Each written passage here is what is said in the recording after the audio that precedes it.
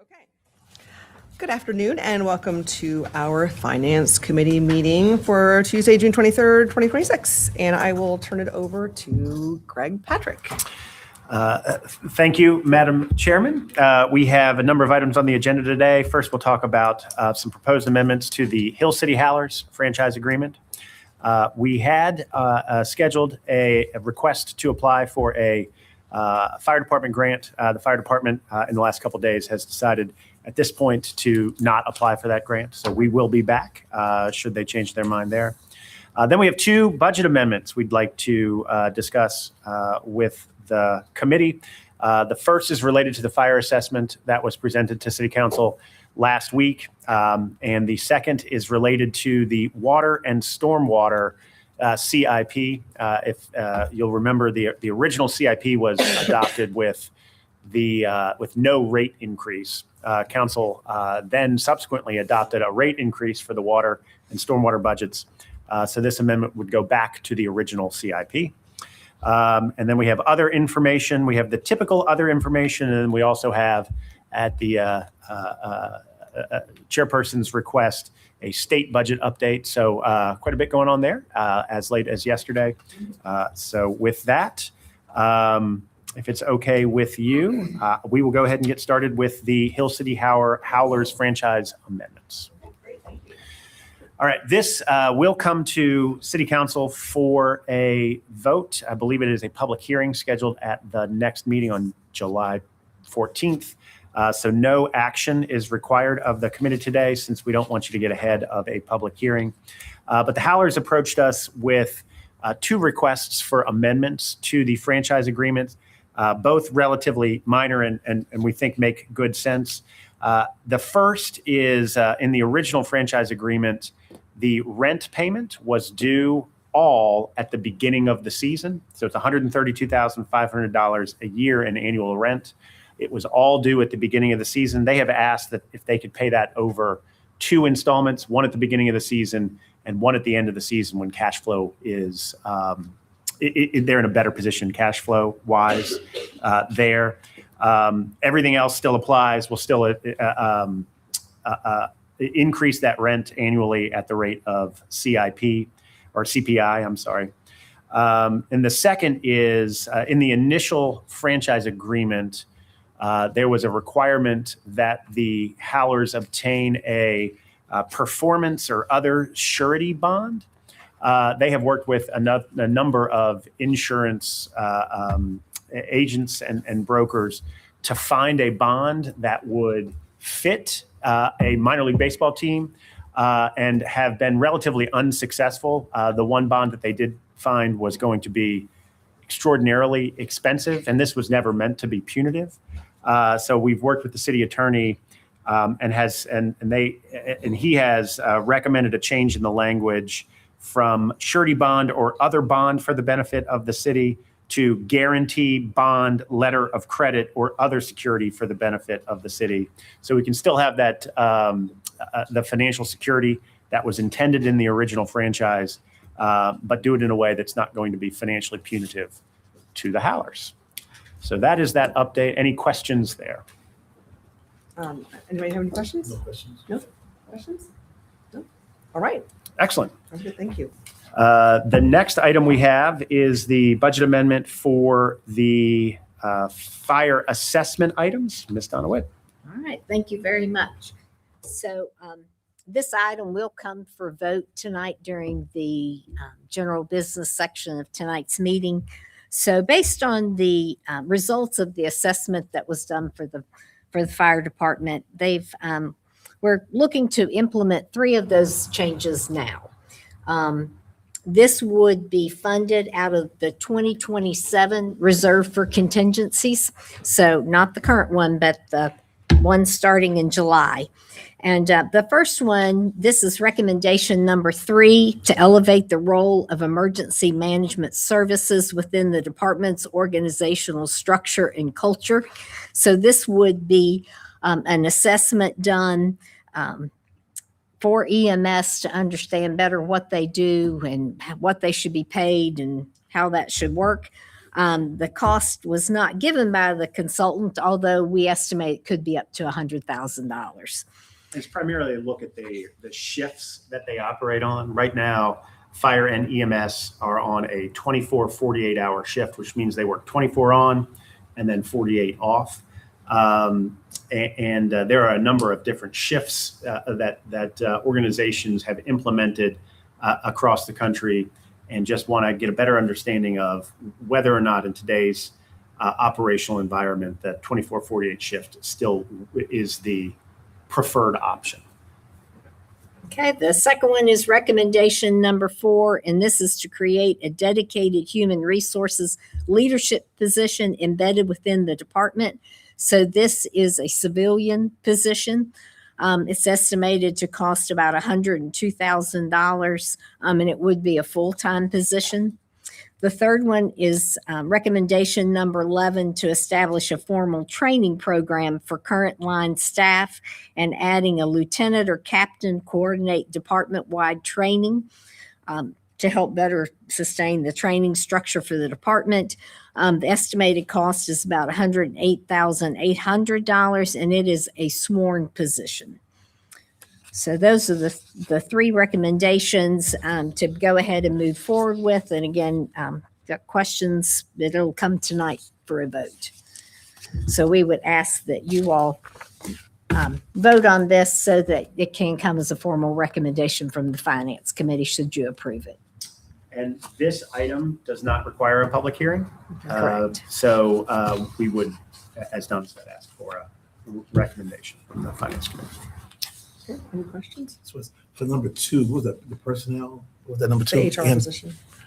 did they just have one previously? Did they have one previously designated for that? Police had one, fire did not, and then it was moved into HR, the general HR department to cover fire and police. Okay. But they think it would be more helpful if they have someone there in the department. I thought Mr. Spinner used to do that back in the day. But, Yeah. There was a sworn position. Okay. That I think he was either a captain or a Yeah. battalion chief at that point. That a sworn firefighter occupied that, who did primarily HR functions. Okay. The difficulty there is firefighters go through years of training to be firefighters, not Okay. necessarily HR professionals. Mhm. And while I think it's Captain Spinner, Yeah. was very well versed Yeah. there, it's very unlikely that you're going to find a sworn firefighter that A, has the background and training to be an HR professional, and B, is going to want to stay in that position for an extended period of time, which is really what you're looking for. Mhm. Which is why the recommendation was that you had a civilian position added to the department. And I think, one of the key takeaways from that assessment is just how important it is that there's consistent HR policies and procedures implemented in the department. And I think that's what this is really geared at, making sure happens. Okay. So does that, like I know, like the school for personnel, the problem was if you didn't have like a person who was like in the school system, they didn't know all the particulars about the licensing and stuff. So does this person have that same type, somewhat training for a fire department, or how's that going to work? So you will have, this person will be primarily an HR professional. Okay. I think in a perfect universe, you'll find someone who comes from an HR background in a fire department Okay. that understands some of the Okay. uniqueness there. But I think if we were choosing between, if we were to go out and search for the right person for this job, it's being an HR professional first who Okay. understands HR policies and procedures with experience in fire Mhm. rather than Vice versa. Okay. rather than vice versa. Great, thank you. Any other questions? I have a few, so Go ahead. I don't want to, if you want to see a couple quick ones. No, you go ahead. This is interesting. Thank you for bringing it to us. I'll start with number 3. The concept of the full-time sworn trained captain or lieutenant for training. I like the idea. I'm cautious. I think this will be a common theme. I'm cautious of starting it now ahead of next year fiscally, meaning at this point, fiscal 28, I guess, right? So this would, right. So Because this is coming out of which 27. fiscal 27. this is fiscal 27. Um, So it would take 2 readings. yeah, in essence. no, I So, understand. yeah.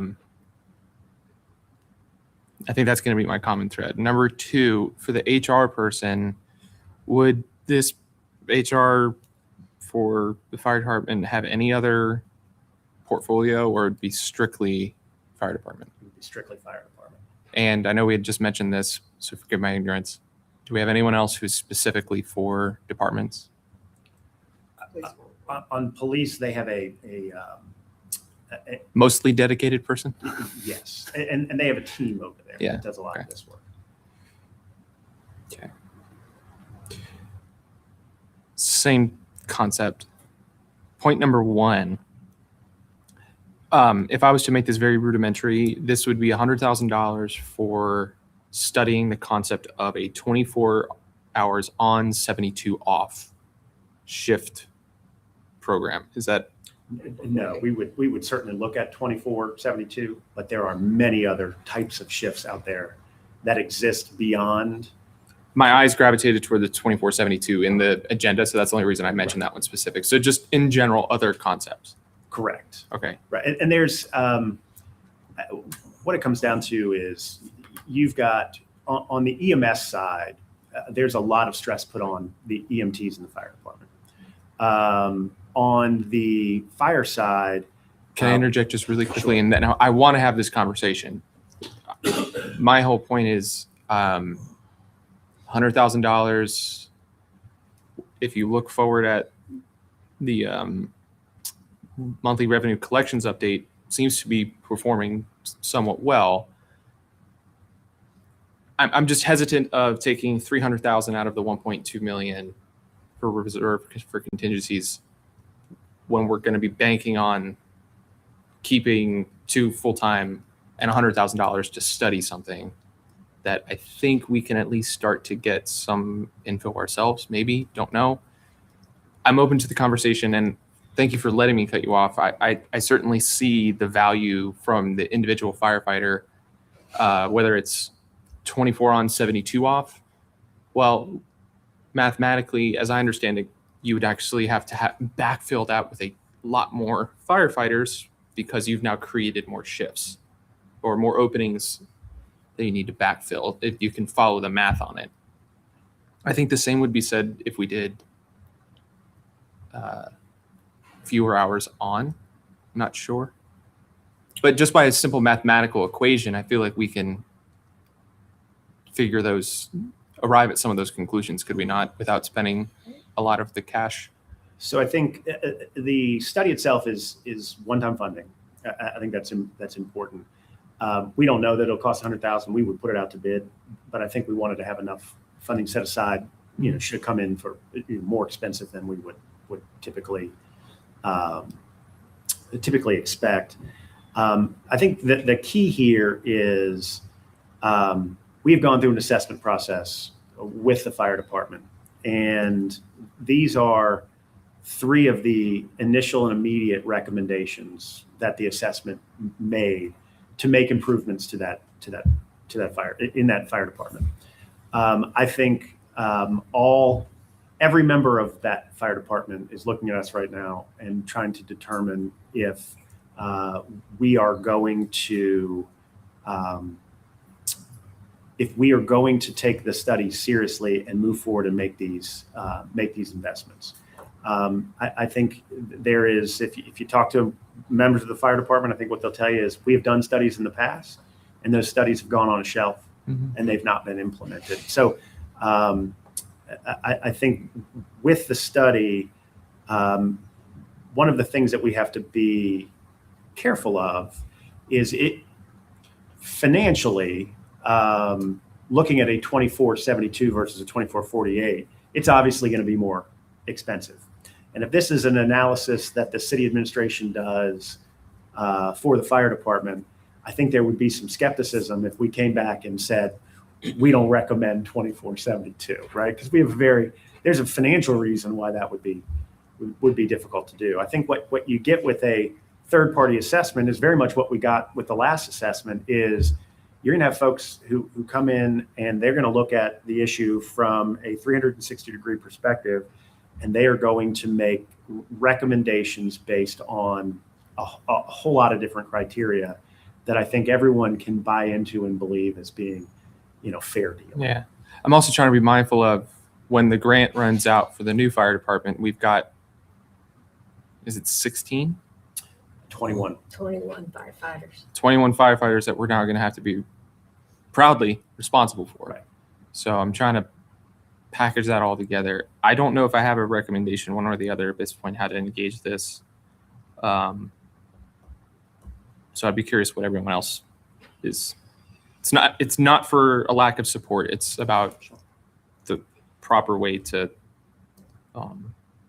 fund these items. So I'd be welcome feedback. Only other comment, because those are some of the crucial areas they came up with, and we've had some really challenges in the area, especially with personnel, some other things. I think that would be wise to make that investment for the long term, especially personnel, because I think it's just some investment is needed there. Did we engage with the IAFF, the local chapter, about these specific items being adopted right now? Do we know? We have. They were engaged as part of the study process, so all of their feedback was incorporated into the study. I know from a from a shift schedule standpoint, this is a conversation we've had with them frequently. And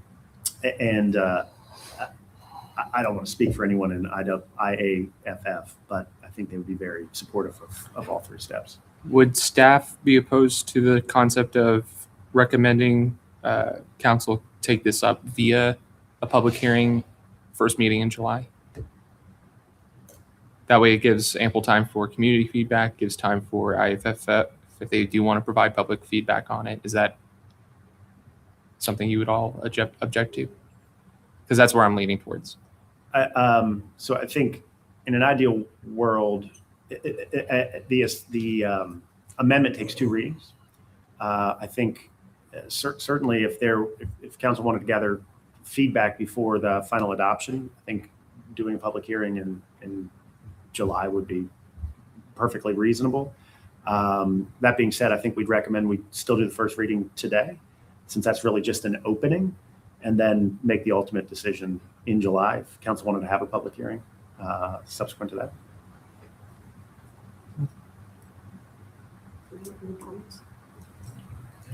I think it's interesting, based on the assessment, obviously the personnel concerns are the most important concerns, because if they're not taken care of and supported, then they're not going to be motivated to do the job that we're asking them to do. So safety, the mental health and well-being of our firefighters and EMTs is crucial. And I know that you agree with that, so I'm not saying that you're not saying that.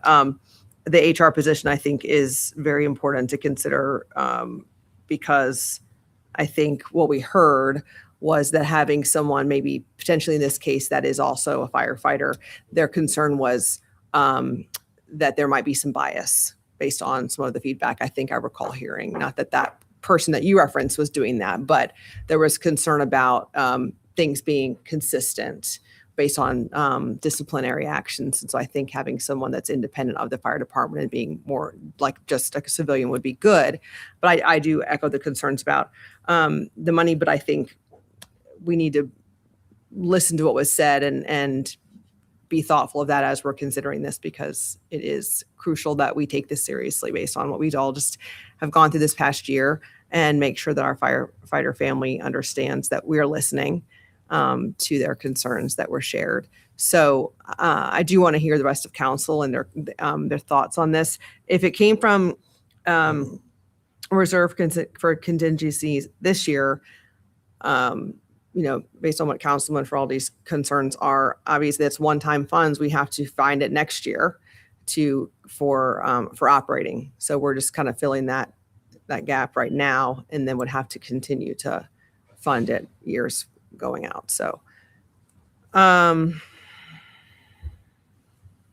then the training position, can you re-explain that one again? So that was training. So this is specifically for what? Right now, Chief Morton will let me know if I get this incorrect, but there are two permanent training positions within the fire department: the training battalion chief and the training captain.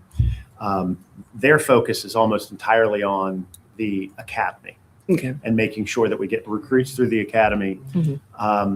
And what that ultimately means is that training and training plans for incumbent firefighters is often very much dependent on the captain that is leading their shift. Mhm. And there are 24 captains right now Mhm. leading 24 different shifts, or 24 different across 8 different stations in 24 different shifts. So what the assessment found is oftentimes there were discrepancies around which firefighters got access to which type of training. And oftentimes that was determined by the proactivity of the captain that you were working for. Okay. What this does is it adds a position that in the fire department that would really be working with those incumbent firefighters to develop training plans and to make sure that access to training was as equal as possible across the fire department, regardless of sort of which station and shift you are working at. And of course, that training really down the line determines who is eligible for promotional opportunities and the ability to take on, additional responsibility within the department. So it's really important that from, the day you become a full-fledged firefighter, that you have access, if you want to the training that's going to allow you to progress through the department. And this position will really help and assist with that. Okay. All right. Other question? And maybe this is a question for Matt. I guess I would feel a little bit better about about this if we, and I'm spitballing here, especially for points 2 and 3, the department gets the funds if and when the person's hired, and then otherwise it stays in reserve for contingency until that point. Is that possible? We can almost do a transfer of an up to amount. I mean, more if it takes 4 months to hire one of them, You move it then? you move, like, once the person's hired, we have authorized it to be moved. But until that point, if it takes 9 months and we can't fill the role, we might as well wait to the next budget cycle is kind of what I'm saying. Right. So you, in essence, you could authorize a transfer of up to an amount. Once the position is hired, we transfer only what was needed and leave the remaining back in reserve for contingency and update council at the point that they were hired how much money was transferred. Yeah, I think that would alleviate the majority of my concerns and still be able to keep us moving forward. So I would make that as a motion for and then considering all 3 points. So it would be approve the authorization for the amount for the position when the person is actually hired. Because let's say it takes 5 to 8 months to hire them, then we would just move over what you would need for the remaining of the fiscal year. That's fine. Yes. Yeah, that makes a lot of sense. That's the I'll motion. second the motion. Okay. All right. All those in favor? Aye. Aye. Any opposed? No? Okay. Motion carries. And if I need to get with Matt before 7 o'clock, I will. Well, thank you very much. And I think ultimately, I think we would just add some up to language in there, and it'd probably be pretty straightforward, but we'll figure it out for sure. Thank you. Okay. Thank you. Next, we have Tim Mitchell is going to walk you through the budget amendment for the water and stormwater capital projects fund. Good afternoon, Madam Chair, members of council, mayor. So as you recall, as Greg mentioned, this is a result of first the vote not to approve the rate increases. We adopted a CIP based upon the lower revenue the revenue that would be generated without a rate increase. And then council ultimately adopted the water and stormwater rate increases that we had. I know. Go ahead. Adopted the rate increases that we proposed. So we're coming back with the original proposed CIP for water and stormwater, restoring 23 water capital projects that we deferred or eliminated. I think we eliminated 1 or 2, and 15 stormwater capital projects. And I'll have the list of those projects tonight at the public hearing. But there is one additional amendment that we are proposing, and that's related to the $15 million award from VDH. We had budgeted a $10 million appropriation for the lead service line program based upon their application for $10 million to VDH. We had planned on that being completely a loan with no principal forgiveness, and VDH awarded us, as we mentioned before, the $15 million with $7.5 million in principal forgiveness. So we'll only be borrowing the equivalent of $7.5 million instead of $10 million. But we've increased the appropriation from $10 million to $15 million to cover the amount that was awarded by VDH. So I'll be glad to answer any questions related to that. Tonight will be a public hearing, first reading of the proposed CIP amendments, and then we'll have the second reading in July. Good news. Any questions, comments? No questions. No? Questions or comments? No? Okay, cool. Thank you. Thank you. Do you need a recommendation, or is that just an update? Just an update since it's Right, a public because we're at hearing. the public hearing, right. Thank you. Thank you. Thanks, Tim. Next, we have an update on our 2026 general fund reserve for contingencies and our monthly revenue collections update. Donna Witt? Thanks. For our reserve for contingencies, we've taken out what was spent for third quarter adjustments here, leaving a balance of $496,950 for the reserve, and also the city manager did not use his discretionary funding. So unless something unforeseen happens before Tuesday, $546,950 is what's remaining and will follow the fund balance. So be part of what's there for one-time funding in 2028. Okay. And then our revenue collections, thankfully, we can say that they are coming in at budget. And flat to budget is okay, because in most of these, we did allow for a little bit of growth year over year. So sales tax, you don't get much better than guessing within $22,355. So, I mean, we are flat to adopted, but again, that does allow for about a 2.5% growth from last year. So at this point, we just need to hold there. That would be great for your next couple of months. Our utility tax electric is coming in as we anticipated. We had some hot May, so that may go up a little bit for May. And then our meals tax, again, we're flat to adopted. We're up about 300,000 compared to the budget. So a little bit of extra growth there. We'll take that. And again, just hoping with these high gas prices that people are still continuing to eat out. It has been known in the city of Lynchburg, people eat out. They're busy and they eat out. So we're hoping that continues through the summer. And then our lodging tax, you don't get any flatter than that. Wow, yeah. So we're sliding in right at budget for the year. Of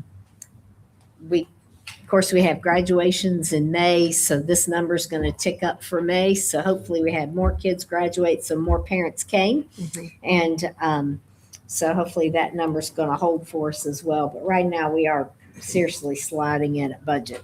Amusement tax is up a little bit for the year, about $68,000. And again, we're right there at budget, so that's good. It's going to be great to see how these numbers are impacted now that we've had some good events at the amphitheater as well. So overall, a good report. Great. All right. Thank you. And lastly, Oh, I'm sorry. Just a quick question. And questions, go ahead. I added that all up. It comes out to be just about 1.3 million over, which is pretty much on point, all things considered. Because sales tax, we're up about 780,000 for the year. Which Yeah, I is, just added them all up which is, together. yeah. Yep, you're right. Okay. So, I mean, that's good. And a lot of that is coming with our higher prices. But it looks like people are still out there spending their hard-earned money. So we're glad. Thank you, Donna. Good. Any other questions about No that? questions. Thank you. Mayor? It's No? good. Okay, thank you. Good report. Yes. and then lastly, Donna's prepared to provide the committee an update on the where we are with the state budget. This was an item that Chairman Reed had requested last week prior to the state looking like they were going to have an agreement on the budget. But I think it's important. There's a couple of, looks like they have reached an agreement, but there are some things in that budget that are a little bit different than what folks were expecting. So That was. It really was interesting budget results. It's been all about the data centers. So I think it's going to be really interesting to kind of see how it plays out. Because they basically kept the tax exemption and then created a use tax for them. So it's going to be interesting, I think, at the state level to see the impact on the data centers for that. Does not necessarily much of an impact for us, but I think it's going to be interesting to watch, especially as it plays out. Teachers got a 4% raise, which I don't think any of us saw coming. It was 2%. They've increased it to 4%. And then state employees, like our constitutional officers and their staff, are at 3.5%. Again, that's quite a bit more than what was in the governor's budget. The other interesting thing is the 1% sales tax for school construction. So for Lynchburg, just if you're curious, it's about $18.5 million per year that the city would receive if it passed in a referendum. And the difference between the 18.5 million that is roughly what we would get, we budget about $23 million for sales tax, but the 1% does not apply to groceries. So that $5 million difference would be because that 1% does not apply to groceries. So, but again, it would be council's decision whether they went to referendum. But it's about $18.5 million. There is some school construction fund money, additional money in the state budget. Not sure yet how that's going to play out for our city schools. They have gotten some money in the past that they've used for HVAC projects and some things additionally, usually in addition to projects that are in the CIP. So we'll see if they get that money and if they come back and ask for it to be appropriated. With the passing of the budget, though, it ensures that we'll get our funding for human services, our constitutional officers. So that money we anticipate for our cash flow for the year, there won't be any hesitation on that. That will move forward as we project. And then it'd be interesting to see with the legalized marijuana market, if what those state revenues are going to look like and how that plays out. So that may be something that comes to a local level in the future. Okay. Thank you, Donna. Any questions, comments? This question, as far as the additional money for teachers, is that coming directly from the state, or does the city do a portion of that? How does that work? And do we need to make any adjustments for us, or? That was going to be my question: is do we need to backfill anything? With what? So the SOQ and everything. Yes. Yeah. So the revenue that comes from the state does not fully fund salary increases at a local level. For the standards of quality or SOQ positions, that money will fund, state money funds about 70% of those salary increases. For the non-SOQ positions, it funds 0% of the salary increases. In an ideal world, we're having these conversations with schools in February and March, certainly not after our budget was adopted. Because at this point, were we to provide additional funding to schools, it would necessarily mean a reduction in some city service or other expense here for the city. There are still some unknowns that we really won't have answers to until the calculation tool comes out from the Department of Education. I think schools was anticipating some savings as it related to the VRS, the reduction in the VRS costs. So hopefully that's enough to make up for the difference in the local cost. Otherwise, it's an expense that schools will have to figure out how to budget for. So what does that mean? That we don't need to do anything? We won't be doing anything? So to provide additional funding for schools would require us to reduce a city service. Let me ask you differently. We wouldn't recommend making any changes. Okay. So that's what I was asking, number one. Number two is, and everything has changed within the last 12 hours. Mhm. So Yeah. it's very fluid. I did see on X, the governor might have some line item recommendations or changes. Until those things are rectified, there is no state budget, right? I mean, that all has to be done before the end of the month. So even what we can talk about now, it may or may not be the same even a week from now. Is that fair to say? Until it's signed, it's not set in stone. Good news is we do know with respect to the data center piece, which was the major hiccup, the solution that has been arrived at, I think it was generated from the governor's office initially. So we're pretty confident that piece is going to be settled. But as to these other changes, it's not set in stone until it's signed. Do we know the total, how much it would be to meet the 4% for everyone across the street? Or could we at least plan to have that soon? Sure. We can absolutely get to that number. No, I'm not talking to you. Okay. Well, Just calculate for you. Yeah. just so what was it in the school budget? Like what was the original amount? 2%. 2%. We budgeted to provide them, so the state initially was going to provide 2%. The additional funding we provided was enough to cover the match on Okay. 2.5%. I got you. Because that's what city employees got. Yeah. So we thought Okay, that right, I that got was you. the most equitable way to do that. Has the school contacted us all about anything, or is it still just so fluid right now with? I think school staff has reached out to us to see if there was any possibility of additional funding. But again, once the budget's adopted and voted on, it's hard to find additional, Right. however much it is in new ongoing operating expenses. Okay, thank you. Any other Would have been nice questions? to have it about 100 days ago. Yes. Talk to the General Assembly about that one. Okay, thank you. Well, hold on. I want to go. Well, no, you got it. I'll do it roll call. Record of votes. This is provided our record of votes from our May 26th meeting. So, All right. Roll call. Only to reiterate, I know we were we were very late last year with getting our own budget done. I think the difference here is how much of our budget is dictated by Richmond. And when you reverse that, it does make it very complicated and a pain in the butt. So I do hope that we can at least have the information going to next year to maybe bridge that gap and make sure all the teachers are getting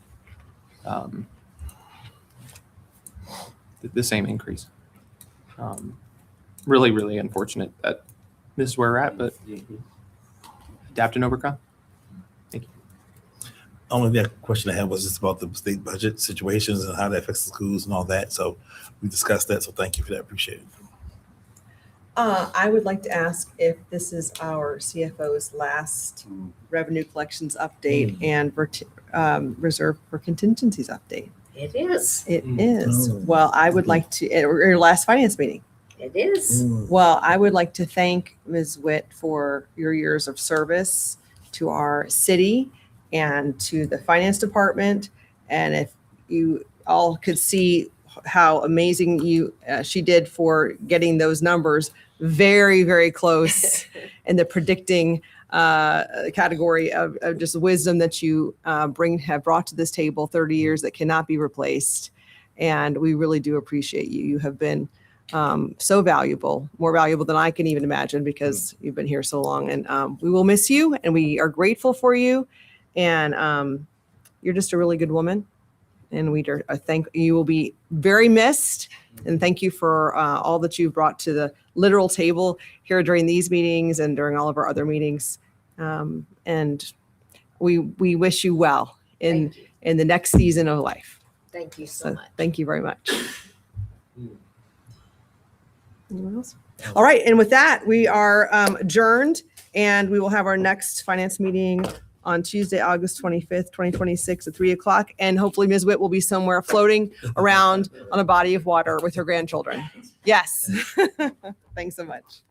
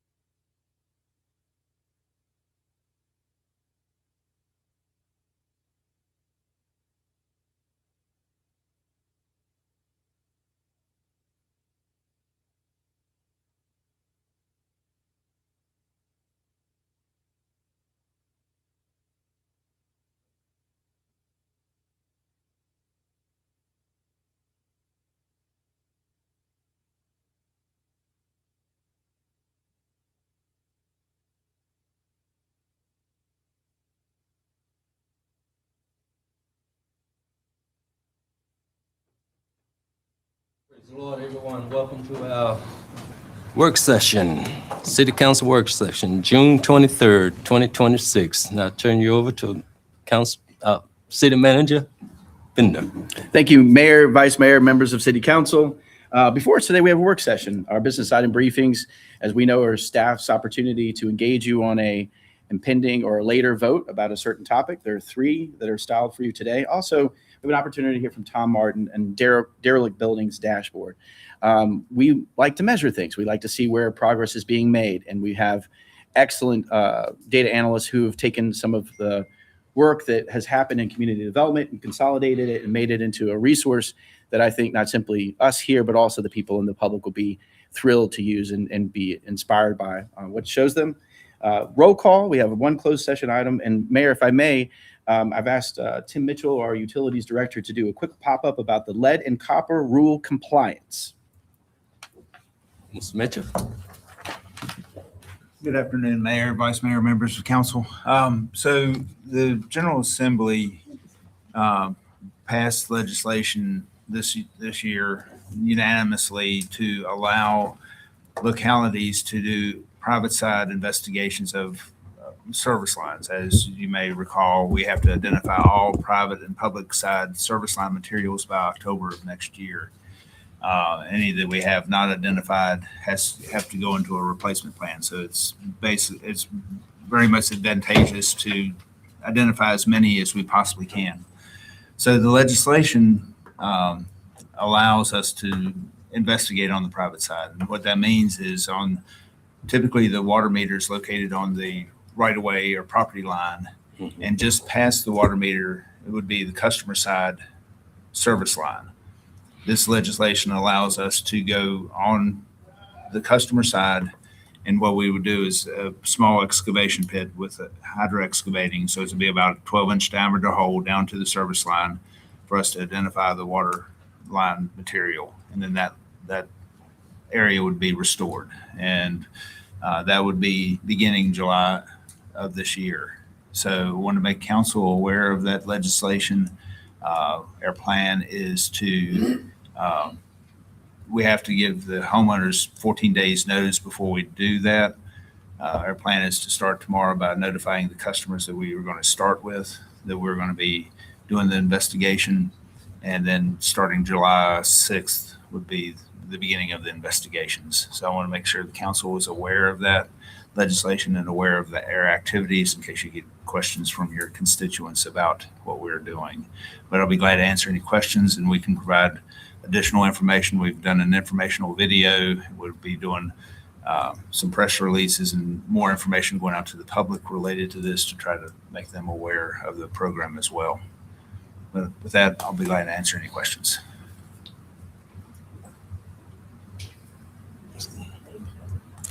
You will not have to go inside the residence to. Correct. This does not authorize us to go in the resident. We have to stay on the outside and as close to the right of way as we can to identify the service line material.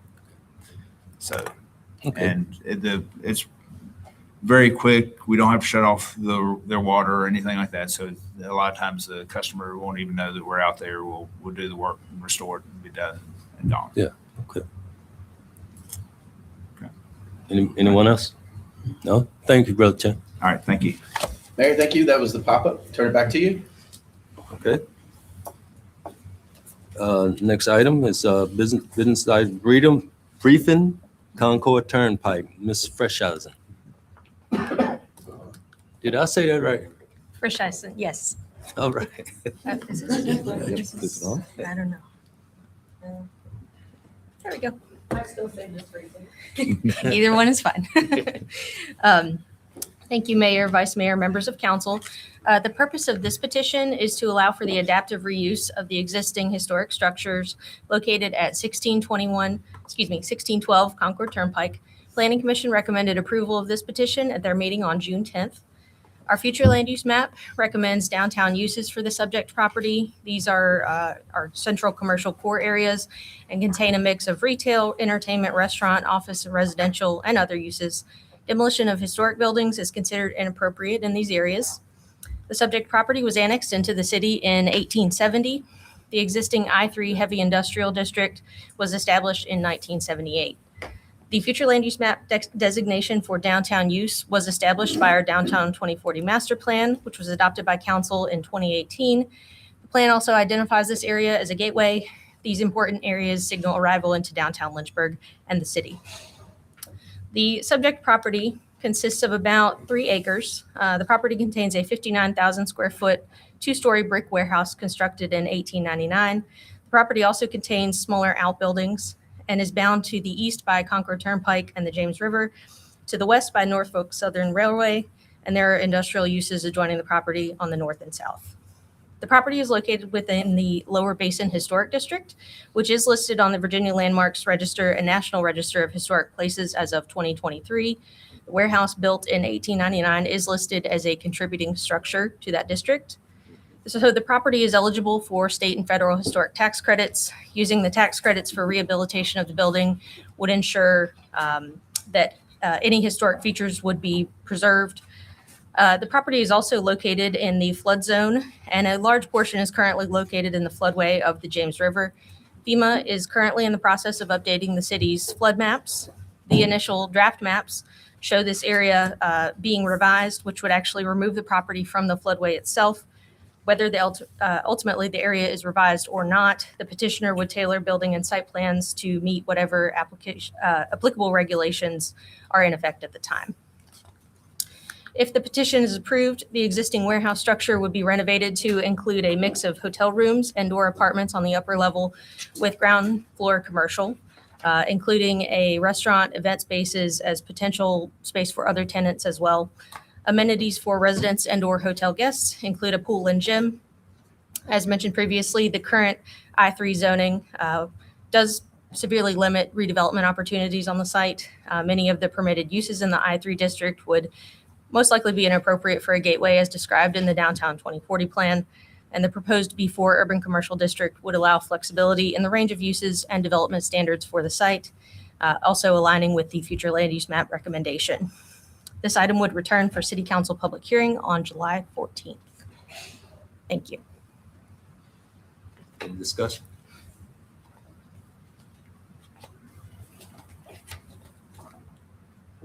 Well, I'm glad to see this old building taking shape. It's just been sitting there for a long time. Absolutely. Thank you. Thank you. Item number 2, City Code Amendment for Erosion Stormwater Management Fees. Mr. Tom Martin. That's me. Good evening, Mayor, Vice Mayor, members of council.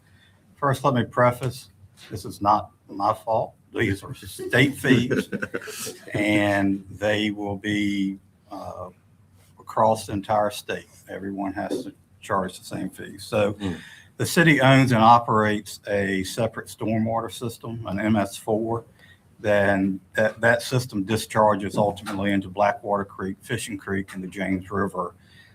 Since we are discharging into those surface water, the city holds an MS4 permit from the state of Virginia. As being a permit holder, the city is able to issue the state permits on their behalf. And in issuing those permits, we review the plans, we issue the permits, and we accept the payment. In doing that, we are able to keep a portion of those permit fees here in the city, and then we remit a portion back to the state. Best I can tell, these fees have not been revised by the state since January of 2010. They passed state code, I believe in 24, that these new fees will become effective on July 1st of 2026. The fees have increased somewhere between 35 and 40%. And then the remittance change, the city will retain 70%. I'm sorry. Yes, we will retain 70% and 30% will go to the state. Now, the good thing about us being the ones that actually review the plans and issue the permits is we're able to review the plans and issue the permit somewhere between 15 days to a month, depending on how complicated the plan is.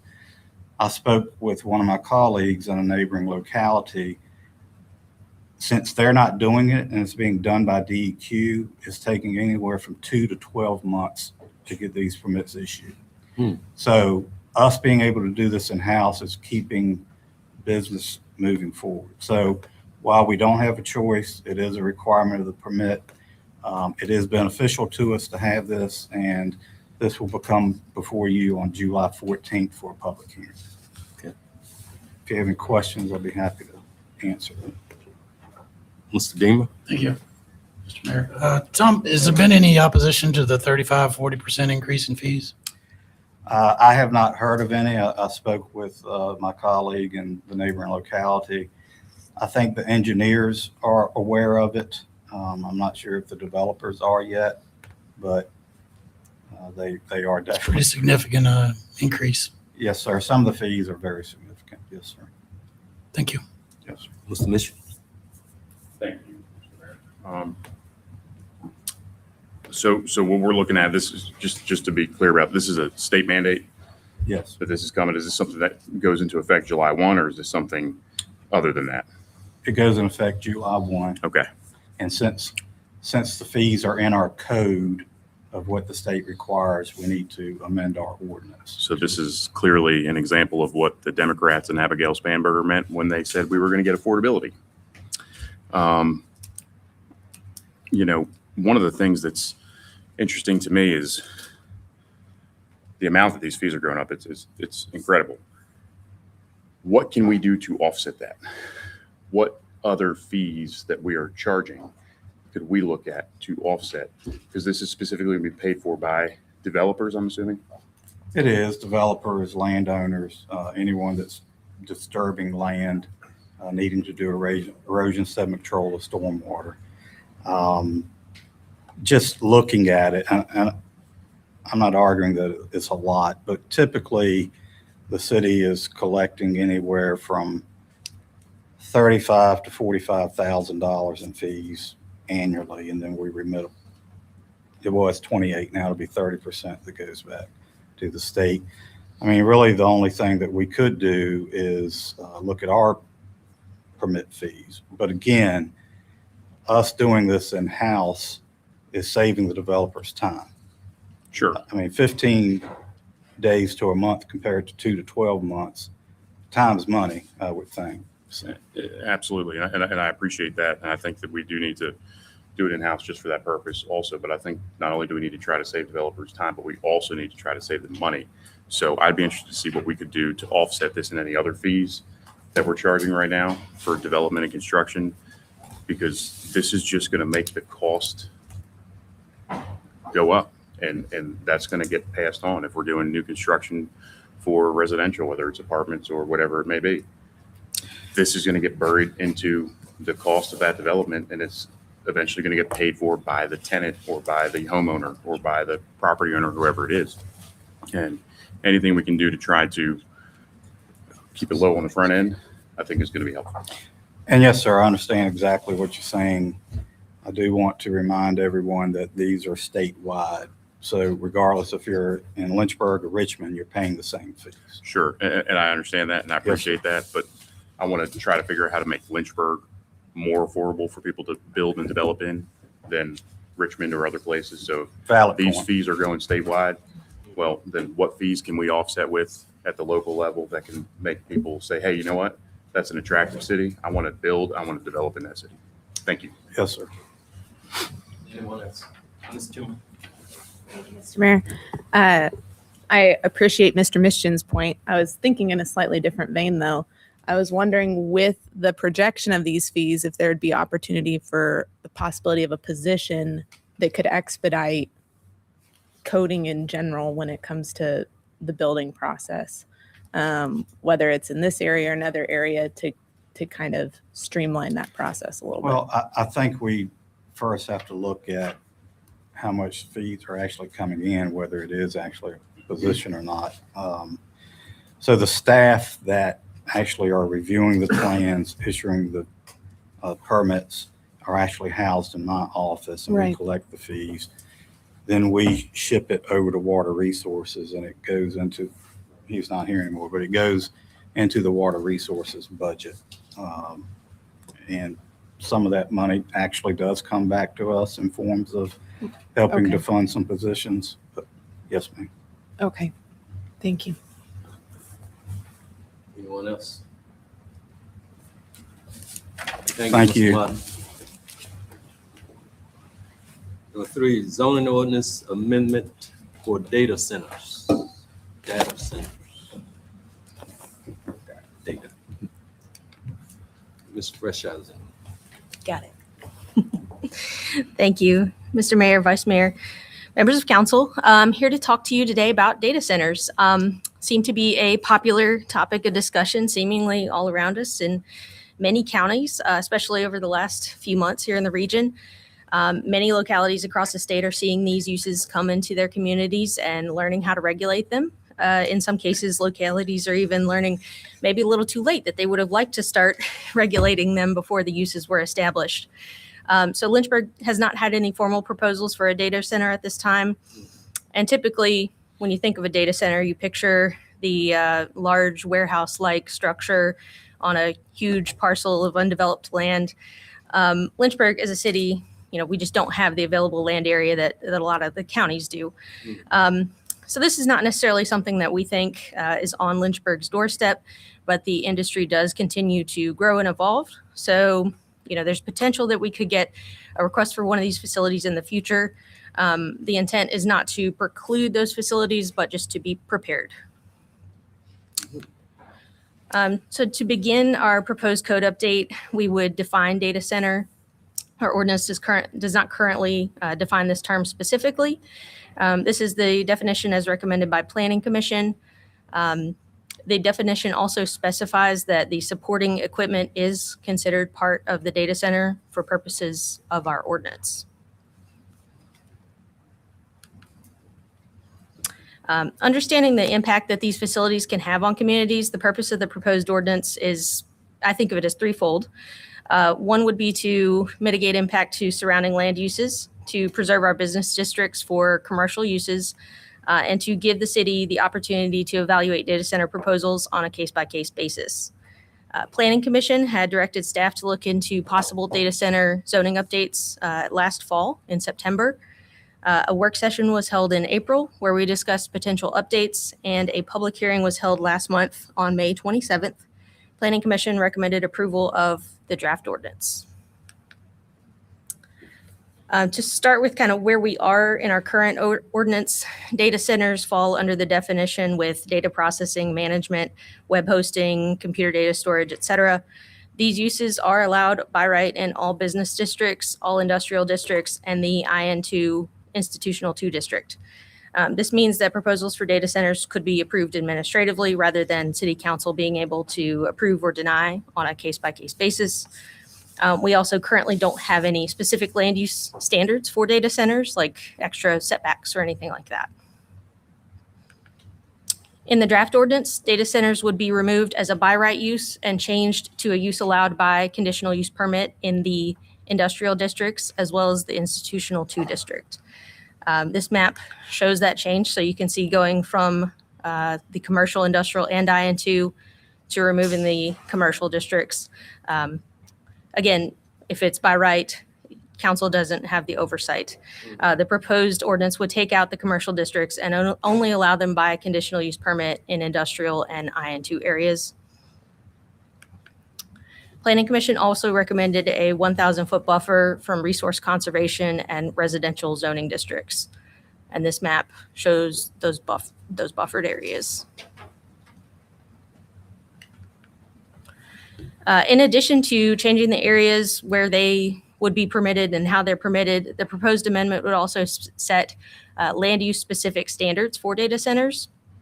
The proposed code section would set requirements for information needed as part of a conditional use permit application. And that would include information like a sound profile to determine impact on residential units nearby or schools, details of any new or existing substations that would be needed to serve the data center, any new transmission lines that would be needed for the data center, and details of the anticipated daily water usage, the type of cooling for the facility, whether the facility would use potable or reclaimed water, how much wastewater they might create, and how they would treat that wastewater. The code would also set screening requirements for the facility to kind of limit the visual impact from the street or from nearby residences. Additionally, the code sets timeframes and noise limits for generator testing, as well as noise monitoring standards, which would need to be done on a regular basis to ensure they're not exceeding the allowable noise limits. And a maximum height would also be established with the ordinance.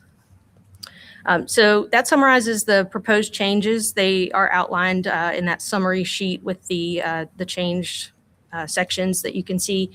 Again, this is not meant to preclude a data center from locating in Lynchburg, but would give council the ability to determine where these facilities are appropriate and under what circumstances you might want to allow them through a conditional use permit. We plan for this item to come back for a city council public hearing on July 14th. Thank you. Any discussion? What's the mission? No question. Trying to figure out which building it is. Okay. So how would this, when I look at the definition you guys put on here, right? It says data center, the premises in which the majority of the use is occupied by computers and or telecommunications and related equipment for processing, storing, or transferring information, ancillary utility substations, power generators, and other supporting equipment associated with the primary data center use is also included. The old CMP telephone building that I think Verizon now owns, 700 Church Street, would that technically, something like that, would that fall under it as well? I'm just kind of curious because I don't know, So we do have a separate telecommunications definition, I believe. We could take a look at that. Okay. I understand telecommunications is in the definition of data center, but I think there's a more specific telecommunications definition, so we can compare the two. You could read this to sound like an office building. The majority of use is occupied by computers for processing, storing, and transferring information. But since there is a more specific office use, Absolutely. it wouldn't be precluded by this, but we can take a closer look to make sure that we're not conflicting there. Yeah, I mean, I think that's the only question I have is just to make sure that we're not either looping something up in there that doesn't need to be in there, making sure we're focusing specifically on the data centers, and then also, making sure that we're not hitting something that we don't want to hit, if that makes sense. But I appreciate you guys bringing this forward. I think it's a great idea, and I love the conditional use permit aspect of it. I think that's very helpful. Anyone else? Mr. Deemer? Thank you, Mr. Mayor. I appreciate the work of staff as well as the Planning Commission on this. This is an important issue and it has got a lot of attention. Some positive, mostly negative. Lynchburg is a different situation, and I'm not against technology. I love technology, but I'm not sure it fits, at least the data centers I've seen in Northern Virginia. I don't see how that fits in our model down here to keep this a beautiful city. So appreciate the work. I like the fact that it's proactively dealing with this, and before we need to deal with it afterwards, which is never the best way to do things. So just thanks to staff and the Planning Commission for their good work on this. Thank you. Is there anyone else? Mr. Ferrari? I just want to express similar sentiments. This issue has taken the Commonwealth by storm, and seeing the map about where these changes will be impacted, and then the list of things that are being proposed, all the way from noise, height, but even to the water usage. And I think that is such a thing that a lot of places around the Commonwealth are struggling to realize the deep implications of how much water these things are using. And so it pleases me that this seems to have thought of everything. And I'm looking forward to being a part of the public hearing and hopefully its adoption in about 2 weeks. So I encourage everyone to come on out and make sure they're sharing their thoughts on this very important issue. Is there anyone else? Thank you all. Thank you, Ms. Rachel. Next item, work session agenda item, derelict buildings and dashboards. Mr. Tom Martin. Dashboard.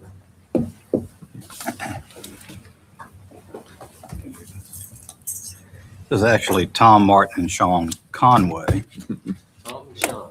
who is actually definitely the brains of this operation. So, actually, it's very exciting to be with you today. I'm not sure if council remembers, but this is actually something that council requested. It might have even been you, Vice Mayor Deemer, that wanted to see the dashboard, and it's something that we promised to you late last year that we would deliver it. So we're actually excited that we're able to do that today. All of this work was definitely done by Sean Conway, Darian Guess, and Marvin Hamlet on my staff. And I kind of sat back and moaned and groaned a little bit, but I think we're in a good place now. So we're going to demo to you the derelict dashboard today. And as we've talked to you before, we know that strong neighborhoods are really a result of public safety, quality of life, and economic development. And we have blighted properties in our neighborhoods.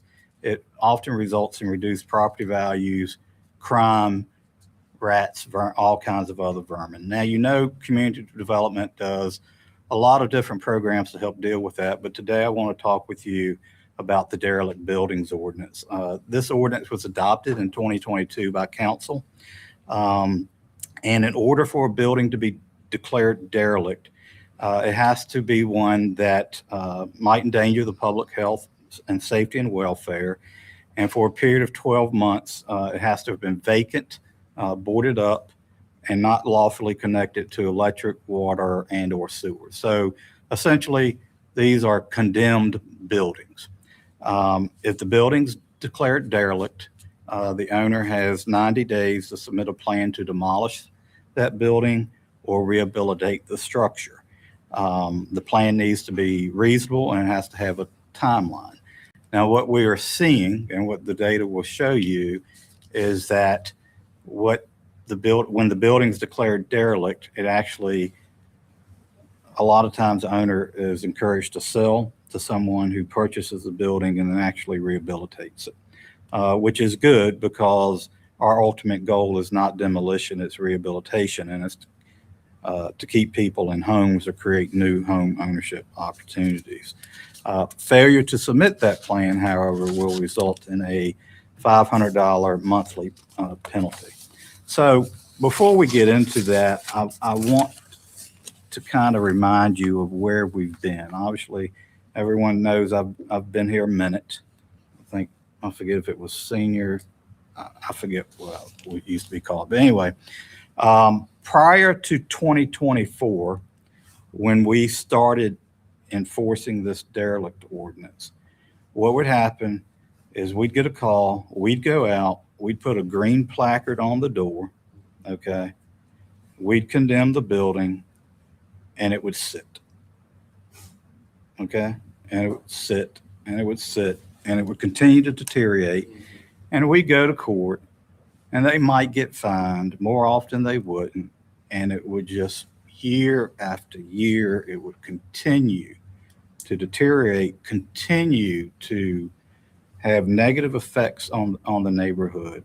And there was no teeth for us to do anything, okay? We have properties that have been condemned for over 20 years. I looked at one this morning that was condemned back in 2003, okay? Now we have the tools to actually do something. So again, we started enforcing this ordinance in earnest in 2024. If you remember, the city lobbied General Assembly and got bipartisan legislation passed to allow us to also include commercial properties. So we think we are in a very good place. We know that we're making a difference in these neighborhoods. We've always felt that, but now we're having data that allows us to back that up.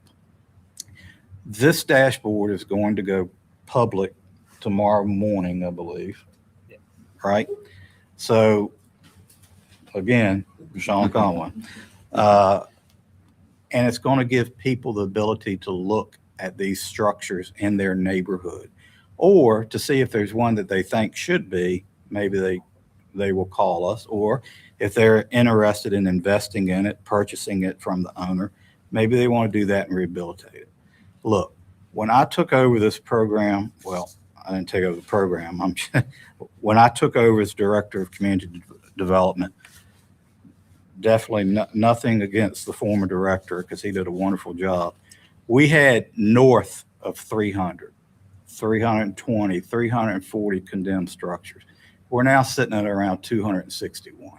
Now, we know that number is going to fluctuate, but we feel like, and we think this dashboard shows, that we're making very good progress in dealing with it. So if we click on the first tab, and Sean's going to go in more detail, I'm just going to look at some screens with you.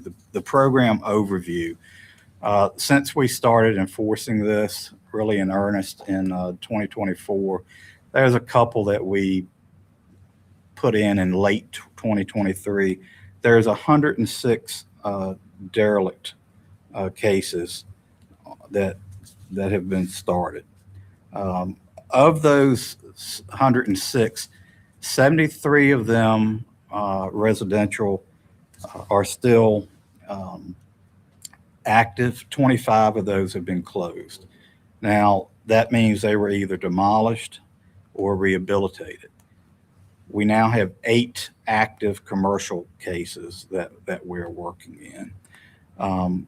What's more meaningful, I think, if you look at that change in assessment. Now, again, this is just properties that are in the derelict program. There's been a $2.6 million increase in their assessment of those 106 properties. The properties that have sold, their value has been $2.8 million, and there's been building permits issued for $1.5 million. So we know that the program is helping increase property values, and people are actually pulling permits to work on it.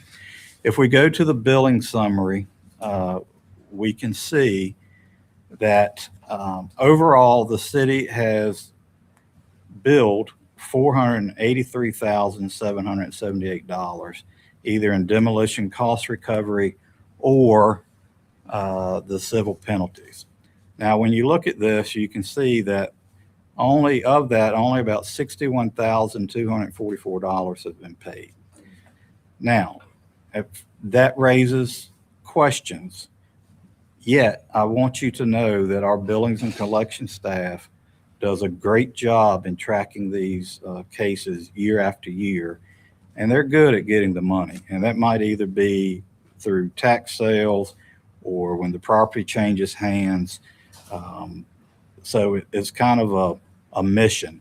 A lot of these properties have multiple heirs, so they just have to be able to go after it. So, but this will help us monitor how the fees are recovered over time.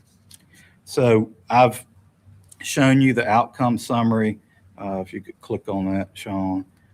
Again, 47 building permits actually valued at $1.5 million, a little north of that. 52, well, this is actually, yeah, 49 to 51 property transfers where the properties have changed hands. So just about half of the properties have changed hands because of this program, and that's getting them into hands that are actually going to do something with the property, and 2.65 million in increase in assessed value. So we think this data is helping us show the positive influences of this program. And now Mr. Conway is going to just step you through it. All right. Thank you, Tom. And thank you, everyone, for allowing me to be here today. I'm really excited to present the derelict program dashboard. As Tom mentioned, this was a really fun project, and it took a lot of teamwork, both from our team and his team, but also a lot of people in a lot of various departments. And as we walk through this dashboard, you may notice some similarities to the budget and the CIP dashboard that we presented earlier this year. So the look and feel are going to be the same. And we did that intentionally just so our users are comfortable with the dashboard. They're not learning a new dashboard every single time they come to it. Then also, this dashboard shares with those dashboards our goal and our objectives whenever we build one of these dashboards. And that's all about access to data. We want to make our data as accessible as possible, but we want to do it in a way that's engaging and interactive and fun, so a user can go in there and dig into the level of detail that they desire, pick around their neighborhood, search by ward, that kind of stuff. And also, we have a really broad audience. We have just your casual citizen who may just be interested in the derelict program and learning something else about it, all the way down to a developer or a homeowner who really wants to see the details about a case. So with that in mind, this dashboard's also a little bit different, and Tom hit on it. It's operational data. This data changes on a day-to-day basis. So you can look at this dashboard today, and it's going to look different tomorrow, and it's going to look different than it did 2 or 3 months ago. And another difference about this dashboard is just the massive amount of data that we had to pull in to tell the successful story of the derelict program. Because really our goal here was to provide the data, but also tell the story about those impacts and those outcomes. And that just means pulling in a lot of data. So we have data from the assessor's office, whether it's property sales data or assessment data. We have data from billings and collections. We have data from GIS. I'm a map guy. I love maps. There's always going to be a map somewhere in one of these dashboards that we can fit it in. And of course, it's pulling data from Tom's department and the derelict program. But we wanted to make sure, just to provide that context, that we weren't just focusing on the derelict program. So we also have information here about the condemned properties that led to these derelict cases. So you're going to see those numbers about how long a property was condemned before it entered the derelict program. So with that, we'll go ahead and we'll jump in. And Tom hit on this page pretty good, but it is the program overview. And here we just wanted to provide those top line summary numbers for you about the program. So again, that total count of cases, broken out by residential and commercial. We do have the outcome summary, which Tom hit on, just kind of shows the total change in assessment, property sales data, and permit value data, and of course, the billing information. But again, there's a map on the right, and this is that interactivity and engagement. So for you here in council, you may be interested in what's going on in your ward. So you can filter by ward, and it's going to filter both the map and the numbers that you see on the left. If you're a user and maybe a resident, you want to search near your house, you can search by address, and it'll zoom in the map to your address. You can hover over any one of these icons and just kind of see the status and the address, just to explore the program, the distribution of the program, kind of see where these derelict properties are located at. In addition to that, we also wanted to be able to let a user dig even further into the data, right? So a lot of people may want to see individual case information. So there are 106 cases that may be overwhelming just to see a giant list, which we'll see later on in the presentation. So we provided some tools for users to be able to filter and search and navigate these cases and reduce that list of 106 and really find cases that mean something to them and add value to them. So you can filter by active or closed life cycle. You can filter by type, whether that's commercial or residential. And again, we allow you to filter by ward. But we also allow you to search. So we'll go ahead and walk through as if we were a user, and we'll just search for Fillmore Street. And you'll notice that it narrowed it down to a number of properties. Once you find your property, you can click on that property, and this is where you get that detailed information about that specific case that's in the derelict program. So we pulled in the property information from the assessor's office, so stuff like parcel number or address, owner, property class or neighborhood, the assessment photo as long as a location map. We also pulled in all the case information, so you can see the case number, what type of case it is, but really importantly, what status it's in, and then the date that the case was open, and if it happens to be closed out, the date that it was closed out. And here's some of that contextual reference information that we spoke about to kind of tell you the true story. We can see that this property, even though it went into the derelict program in 2023, it's been vacant since 2022 for more than 4 years and 4 months. We had the individual billing information for that specific property, as well as the individual outcomes and impact measurements. So we can see here the initial property value, the latest property value, and the change in that, both in percentage and as a number. And then, of course, any permits that have been issued on this property. We know there are some people who want to dig even further, so we allow them to do that. You'll see these links here on this page. You can view the property and parcel viewer, which has really in-depth assessment history, ownership history, anything that you need to know about this property. But you can also view the property and e-track it, which will allow you to see all of the case history, the zoning history, the rezoning history, the violations that have been on this property. And then what's good about this property too is you can also see the permit that was issued while it's been in the derelict program. So jump back over to the dashboard. Tom hit on the outcome summary already, so I won't dwell on this too much, but we do show the change in assessment. Any property sales, both the count and the value of those sales that happen on the property. Some of those properties may have changed hands multiple times. And this also includes deed transfers, will transfers, trust transfers, gifts, that kind of information as well. And then the building permits, not only just the number of building permits that were issued to properties in the daily program, but how much that estimated job value is for those properties. One thing you'll notice on all of our pages on our dashboard, most of the pages on the dashboard, we try to provide a help in the upper right. So if you just click this little icon in the upper right, it's going to give you more details about how we make these calculations and where that data is coming from. So you can kind of see the reasoning behind some of these values that are on the screen. And Tom already hit on the billing summary, so I won't dwell on that too much. But again, there's help and more information about how you can dig into those numbers. The featured cases, this is my favorite page on the dashboard. We presented this dashboard to a number of folks to get feedback. And one of the things that came out of it is, hey, you're doing a great job telling this story about the entire program, the outcomes and the impacts. But what about individual properties? Is there anywhere where we can see what's the story of a property as it goes through the derelict program?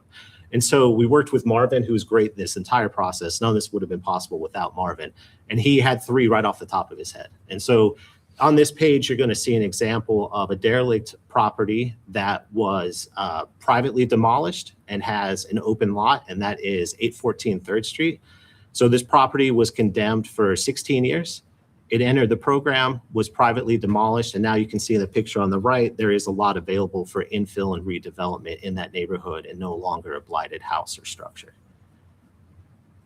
2711 Concord Turnpike, and I'll apologize, the before photo is not working today, but we'll get that fixed. But this is a really good example of a property that was also underwent private demolition after being in the derelict program, was then subdivided, and 3 new structures were built on that property. So the total assessed value went from just about $30,000 for this one property to just around $1 million for all 3 of these properties, and new nice houses were built. The final example is a renovation. So this is a property off of 2005 Park Avenue. It had been condemned since, I believe, January of 2015. It entered the derelict program. Within a month, it was sold to new ownership and immediately underwent a $50,000 renovation. And you can see the results in the picture there. A great increase in not only just the value, but the look and feel of the house for the neighborhood. And so one of the things that we've heard in previous presentations and we've heard from folks is that we want to just see a list of all the properties that are in the derelict program. And so we provide that list to you on the final page. This is every single property that's in the derelict program. It has all of the same search and filter capabilities that we saw on the previous screen. And it'll give you basic information about the case, what status it's in, what type it is. It'll give you the duration, how long it's been inside the program. But again, that contextual information, that story, we have information about the condemned case as well and how long the property's been condemned. And you can see here those numbers that Tom were referencing, 18 years, 21 years, multiple decades, some of these properties have been in a condemned status. And again, it's all about providing the data behind the data. So in the yellow columns, you see the numbers that we use to calculate the change in assessment. And then on the green columns, those are the property sales and total sales value that we use in our calculations. One thing that we're working on, we had a little bit of a hiccup when we published this publicly. Some of the features are not available on the public dashboard, is we want to make this list downloadable and live. And so we're going to work on that. That should be available in the next couple of weeks. So anyone who wants to download this table can download this table. That's it. That's it for the presentation. Any comments? Mr. Go back to exactly where you just were. Yes. So at the very bottom, we've got 1111 16th Street. Looks like it's a demolition city, right? Do we know what the cost of the demolition was for that? We can take a look. Was that 1111 16?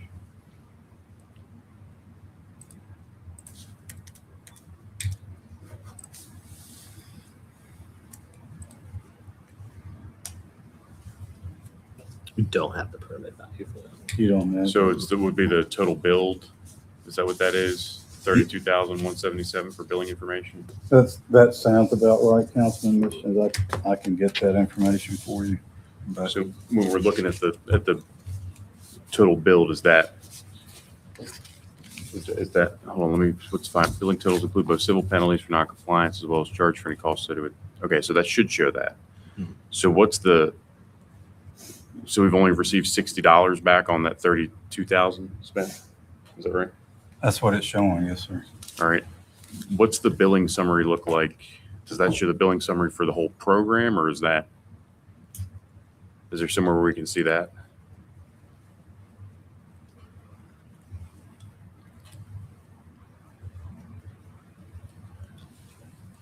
So this is showing us taxpayer costs right here is we've got 191,778 total demolition costs, but we've only recouped a little over 2,000 of that back. Is that,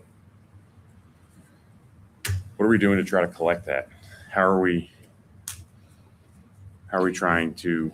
Well, Councilman, if you remember, when I was speaking earlier, that's something that billings and collections do, and sometimes it might take years for them to get that money back. It's not like a water bill where we can go Sure. out and turn the water off, right? And that encourages people to come pay.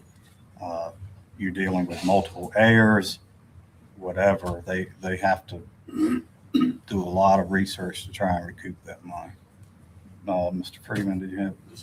I was just going to add one thought to that question, Councilman Mischin. So the benefit of part of this program, and there's other various enforcement mechanisms that billing and collections has, is that when they incur these costs, each cost that's applicable to the particular structure, it constitutes a lien on the real estate. So even if the person, if they're not improving the property because they're destitute or indigent or whatever, that money is collected once it's sold in the future, because it is a lien that Billings and Collections places on the property.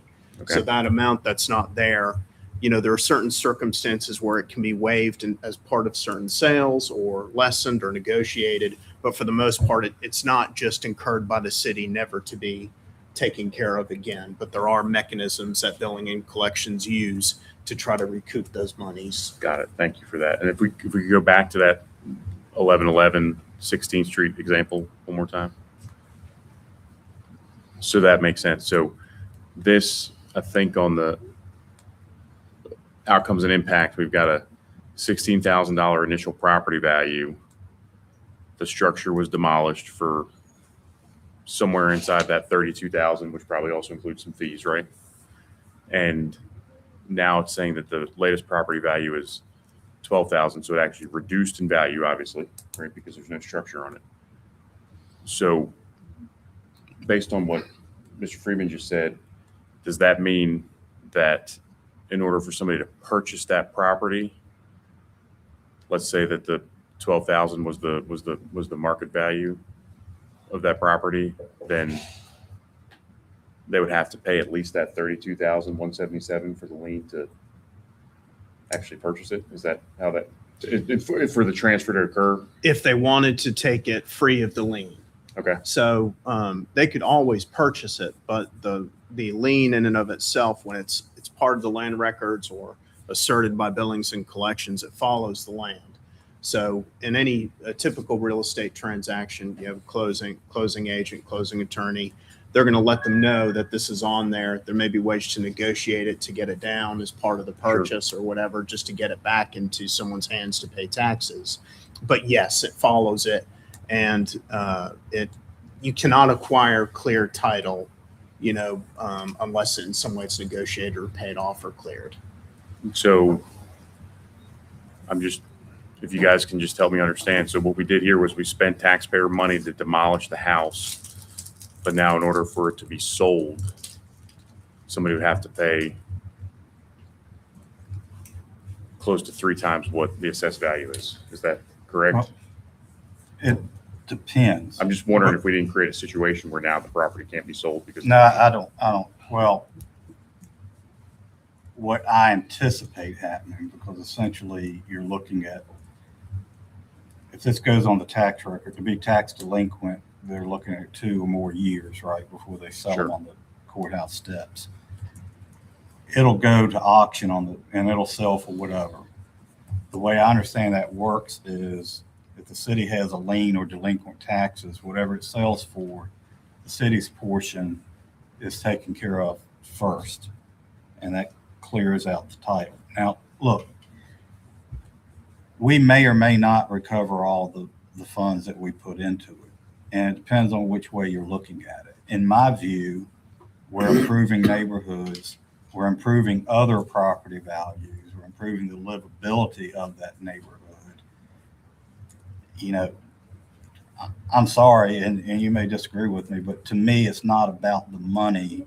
It's about taking care of these buildings that have been negatively affecting our neighborhoods for 20 or more years, right?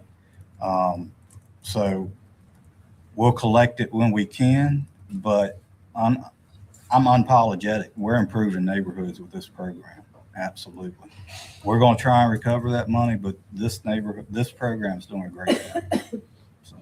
So, and I'm not trying to be sure. greedy or anything. No, I'm just trying to. Passionate I'm just about it. absolutely, and I'm trying to understand because some of these structures that I've seen also were legitimate public safety threats. Right? Absolutely. And you've got to deal with those clearly.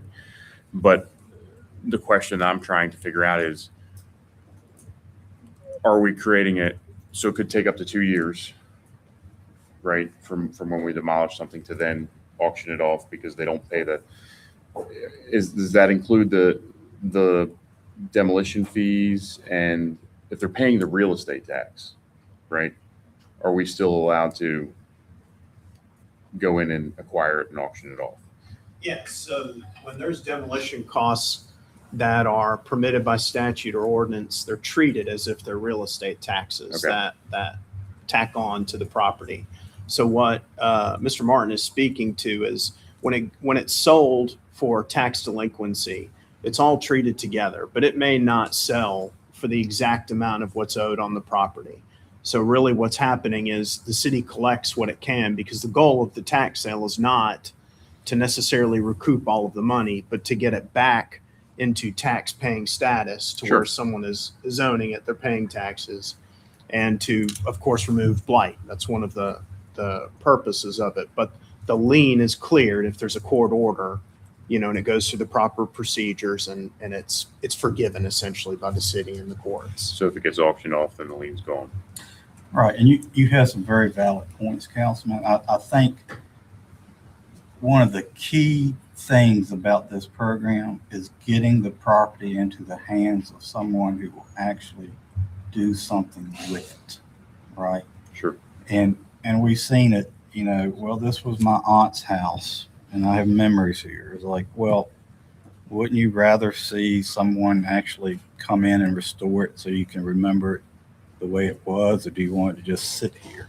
So another success is just actually having properties moved to people that will want to do something with it. And look, we don't want to take anyone's property. We just need to deal with the problems that are negatively affecting our neighborhoods. So sure. And I'm just wondering what the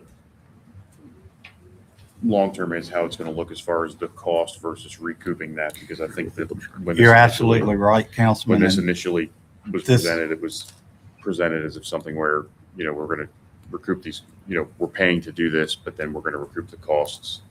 Well, I think one thing we can see is the increased assessed values, but now that we have this dashboard, we can look at it.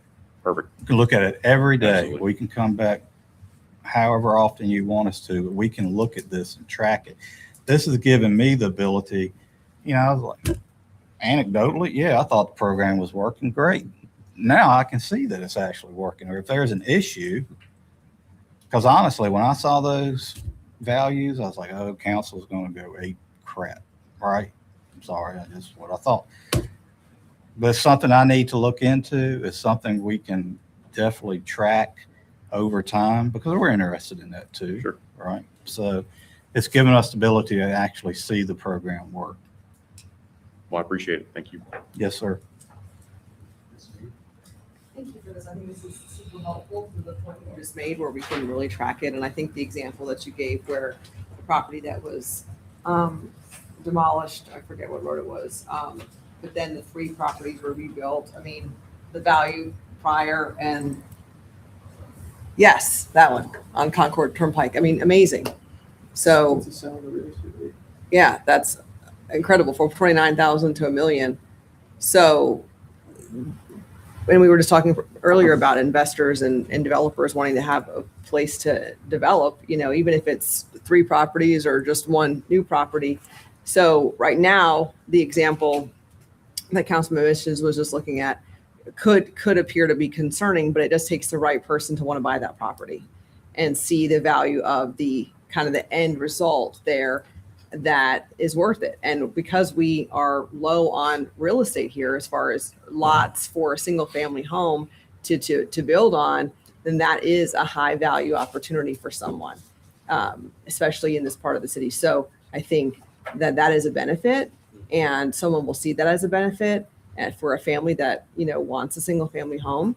And that is, we just have to give it time. But to your point, we can track it and watch and see that happens as these opportunities arise. But it's, you know, obviously it is our job to look and make sure that we're investing the taxpayer dollars wisely. So that is, you know, something we should be doing. But to your point, I think, you know, the goal of this was to encourage people to let go, to maintain their properties, obviously. And if they can't, let's find a solution to help them. And I think that was really good to show the number of properties that were turned over for in the cases where the homeowner just could not maintain the property anymore, although that is sad, but sometimes that's just where things go. Or the cases where, you know, we did have to demolish for safety reasons to protect the citizens that are in the house around them, and, you know, look at the families, and then give opportunities for rebuilding. And I think that's great too. So I think this is really good examples that you gave, and we'll see what it turns into. So good job on the development of it. Thank you. And Councilor Reed, it's not like some of these happened overnight. No, again, of course not. 20 years. Yeah, right. And it's just, you know, it's not acceptable anymore. And It's not. fortunately, we have the program and the tools to encourage people to do something. Correct. And I think that you know, that's a really important point you made, because this is not the city taking anything from anybody. This has been a long process, being patient with families and homeowners, trying to give them time, in many cases for a very long time, and until a point where, you know, it's become such a concern, there was no other option. So I appreciate it. And again, I think it's a great presentation, and I appreciate the time. Yes, thank you for the information. I think it is so important and crucial for our city to make sure our city is a beautiful city. So when you drive off of 29 and come into certain parts of a Grace Street, you just see sometimes some challenging property. So we got to continue to use these programs to beautify these programs, houses, the landscapes, to make sure it's beautified, so it's not, like you said, hazard for people walking in, or children playing in the area. Also, if you're in a house next door to something like that, you don't want to live in a street like that. I remember about the property on Washington Street that was just horrible for years. I was been down here for 10 years, but way before I moved there, it was like on the #1 list of horrible properties. And now the property's been renovated. It looks amazing. I still cannot believe how that project has been renovated and now so much better. So again, I'm glad we have these tools in our toolkit so we can address these properties. It's not like we're sitting back not doing nothing. It's beautifying our community. It's making our community safer. So I appreciate we have these tools that we can assess it, that we can look at it and see how it is working. But thank you for that. Appreciate it. Thank you so much for the presentation. I think we've touched on this before in PDCs. Well, I know we've talked about property toolkit, but this specifically, so forgive me if it's redundant, but how are properties prioritized when it comes to the enforcement process? Well, okay. So honestly, we do about 12 properties a quarter into the derelict program because there is a tremendous amount Right. of research. They're prioritized by the length of time that they've been condemned, condition, and we have been prioritizing certain areas. The presidential streets, not so presidential. We prioritize a lot in Diamond Hill. So honestly, that's how they get prioritized: length in and their condition and the older parts of the city. And that should be no surprise, because if you look at the map, the majority of them, if you look at the map of the condemned structures, Right. their majority are in Ward 2, right? So what I've been working really hard with staff on, though, is if it is a city demolition, it needs to have been in the derelict program first. That way we're not going back and forth. We know it's in the derelict program. We're tracking it.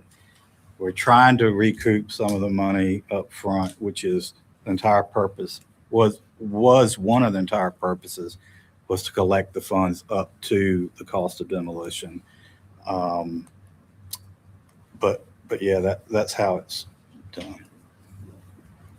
That's, Well, now, yeah. unless it's a fire case or Now I was going to ask something about kind of the public safety element, because I think Yeah. that's a huge, If it's a fire case, we might just go straight demolition okay. and demolish it as part of that.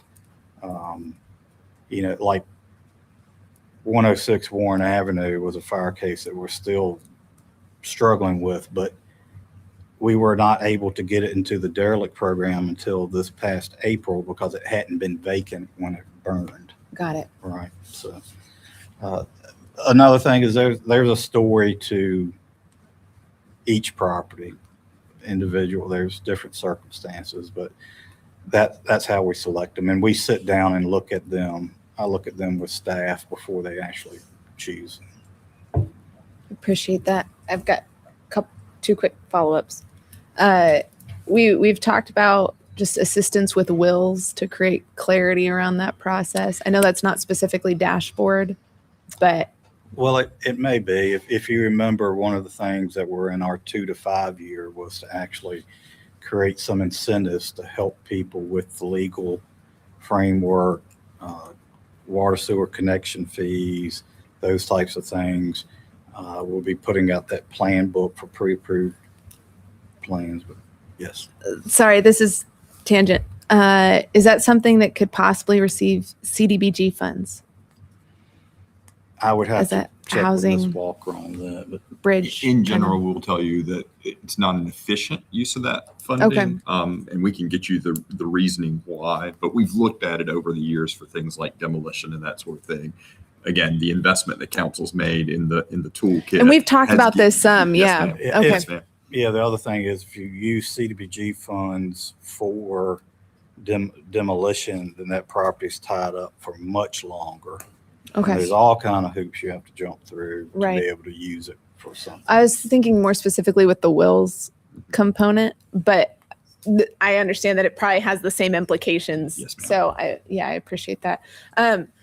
I really appreciate the dashboard. I think it's really going to help as far as the infill developers to track this information more efficiently. So thank you so much for the presentation. I'm waiting for you to release your personal home finance budgeting software at this point. Last person you want doing that. That's it. Everything you've put forward is just straight to the point. It works very, very well. So that's worth commending. Got a really strong team, so I appreciate it. I'll be curious just over the course of time. So the average and median percent increase and dollar increase of lots. And that one slide that Ms. Reed pointed out, I think is kind of what I'm focusing on. So if it started out, I think that one was like what, $30,000, $40,000. And now that because they've split, I'd love to see like as the years go on, maybe we're all still here, maybe not. The point being is that'd be wonderful to incorporate as we go on and say like, look, can we get that slide back by chance? Yeah, was that the individual property? I think that may have been the case list or featured cases. Mhm. So that's 1 penny on the real estate rate just from 3 houses. Like that is so important to see the value that has gone there. So anyway, percent and dollar increase probably on average and median, but I think I've made my point. But anyway, Absolutely. well done. Thank you. What's the theme of this? Thank you. I love it. It's a dashboard. You know, Kurt's gonna like it.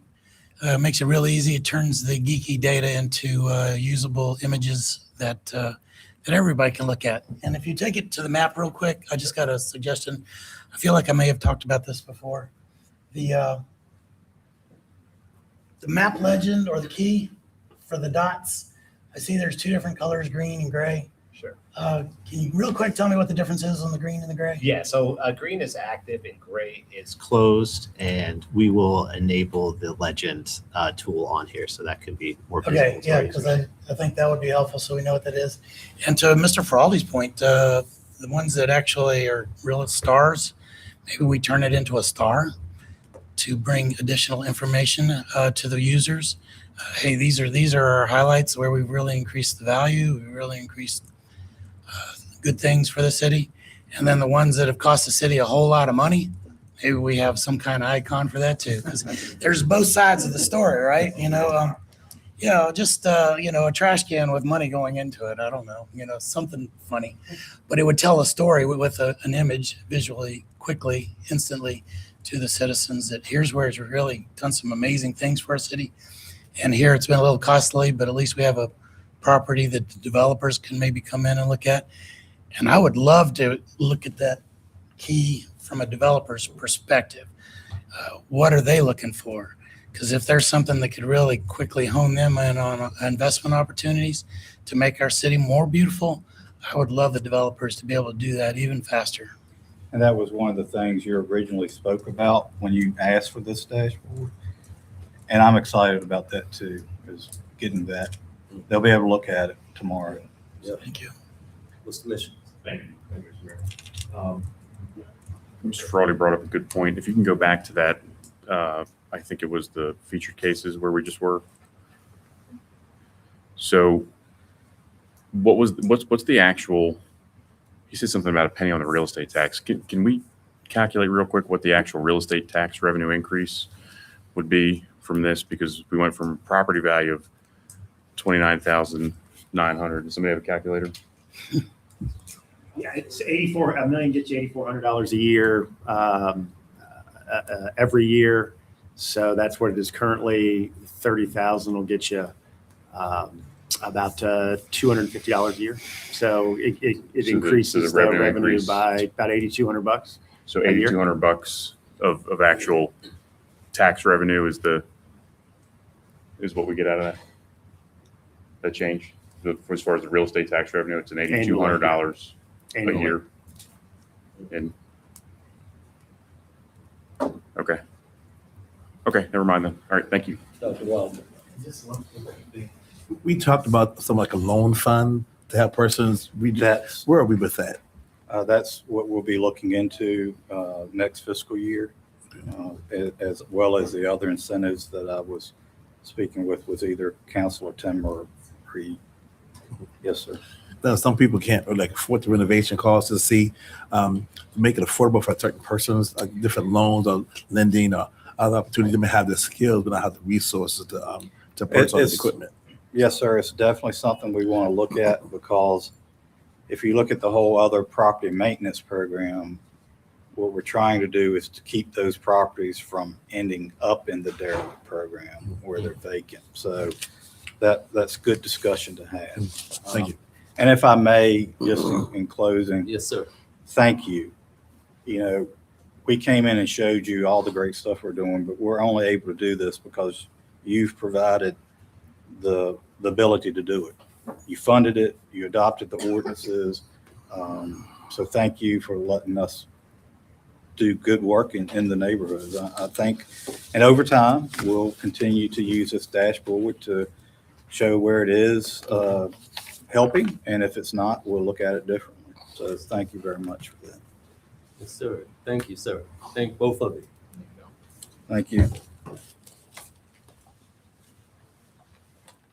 Roll call.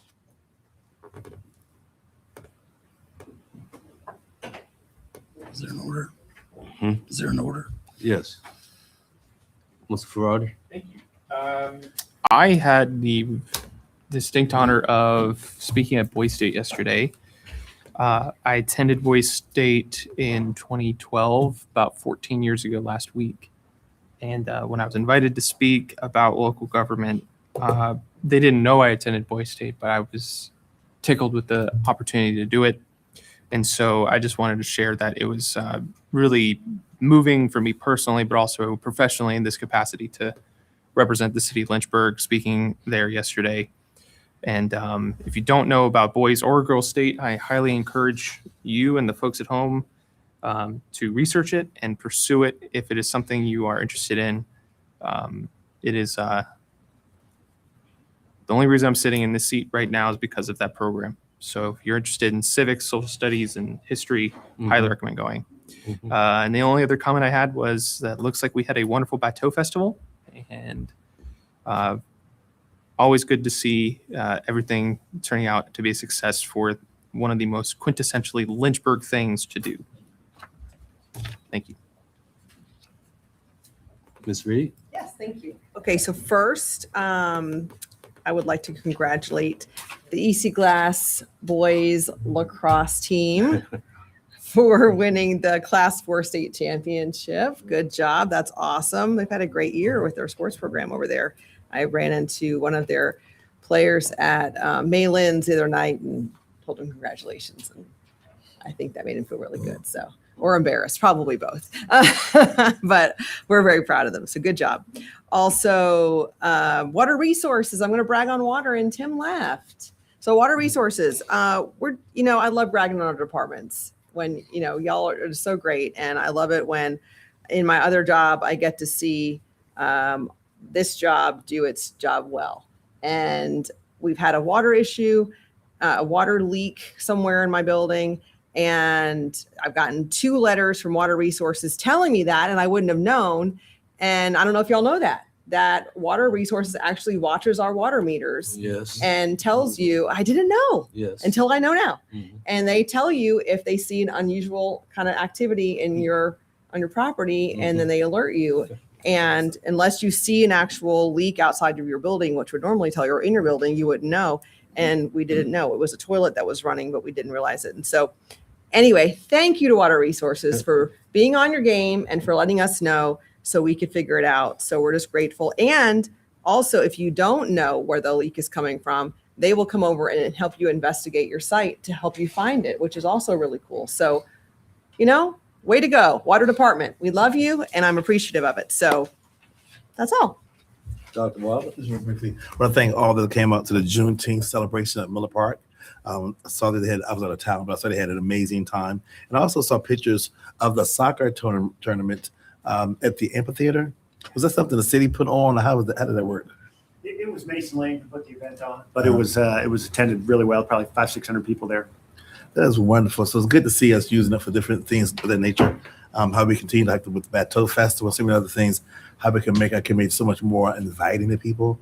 And sometimes people, it's just that community togetherness is so crucial. It brings unity. It brings more love. It brings more togetherness. And events like that are just crucial for our community, especially now with so many hateful things going on in our world today. So to see people come together for a soccer game and things like that is really nice. So thank the team that put that on together. Appreciate it. Ms. Timmer? Thank you, Mr. Mayor. I was going to say happy Juneteenth, happy Father's Day, and I am very grateful to Mr. Feraldi for reminding me of the Bateau Festival. Very grateful for Ted's leadership on the Bateau Festival and all things historic in Lynchburg. 2 items that I'll probably be following up with you on, Kent. Thank you all for connecting me with VDOT on the 221 corridor situation. I now have questions on the Lynchburg side because I've been talking to them about the Bedford side and aggregating kind of that data back and forth. So I'll be following up with questions on that. And then thank you so much for the data center presentation today. I don't know if we want to piggyback on some of those questions with PDC or elaborate on that, because I know we had talked about that for an agenda item, or if that's largely covered in the context of zoning, but I'll follow up with you on that as well. If I may, when you brought that up at Yep. the last PDC meeting, Planning Commission initiated this back in the fall, so the timing was such It was, where it yeah, just well, I knew that intersected. this So- had been going on so for I a while think- based on the I think presentation. we'll be able to answer most of the Okay, things through that's the public hearing. perfect. Yep, thank you. Mr. Bishop? Thank you, Mr. Mayor. So I want to thank Mr. Friedman here for a pretty lengthy document he sent to us June 5th. It was a memo showing all the legislative changes coming July 1st. And I got to give him some credit because that was a 55-page memorandum of the changes that go into effect July 1st from the Democrats and Governor Spanberger in Richmond. And I've got a simple request, and the request would be that, in the next work session, if we can squeeze in just kind of I'm not asking you to go through 55 pages, but I would like to get a synopsis on what is going to impact us, specifically when it comes to finance and taxation and things like that, as far as local government goes, to show what those decisions are going to look like for our citizens. And then probably any situations where either local government is given more authority or authority is stripped from us, is with things like zoning or things like that. So I'd love to see a presentation of that. I think that would be helpful because I think it's something, I've read through it. I'm going to read through it again, and I'm probably still not going to grasp the gravity of everything that's in those 55 pages. So I think it would be really helpful to council for you to just give us a brief presentation on the impact of that. Thank you. If it's all right, Councilman Missions, what I can do is try to choose some of the big highlights. I'll reach out to some of the department heads and That'd be perfect. see what the biggies are, so to speak. That would be perfect. I think that would be a great, because have you ever done one this? Has it ever been this big? This has probably been the biggest one I've done. So, yeah, I think it's a lot of changes, a lot of new laws go into effect July 1st, and a lot of those impact local government, which impacts our citizens. And I think it'd be good to have that information. Thank you. Mr. Dema? Thank you, Mr. Mayor. I just want to thank Fleet Services. They were recognized this week. That team over there has been ranked nationally many years in a row, but as the best government fleet. These are our automobiles, trucks, vehicles that aren't necessarily the fire trucks and the police vehicles, but all the rest of the vehicles that keep the city running. And we have a great one, and that has been recognized nationally. It's all behind the scenes a lot of the time. They do keep some of the police, fire, and other things going, but I really appreciate their professionalism and the pride they bring to Lynchburg and their service to our citizens. Secondly, I'd like to mention that crime was in the news in Lynchburg. The Lynchburg Police Department had for the reported drop in violent crime this last year, that public safety is clearly one of our core priorities and responsibilities of local government. And while there's always more work to be done here, I do want to recognize progress, and I appreciate our officers and everyone that works together as a team to keep Lynchburg safe. So thank you to everybody. Stewart Heights, the wall is a brick placard over there that says Stewart Heights. It's old brick. What is that? That's in your ward, is it? I think it is. It's crumbling. A tree is pushing it over. It's right at the entrance to Stewart Heights. Take a look at that, please. And we need to pray for the young man that's over at UVA in the hospital that received gunshot wounds early Monday morning.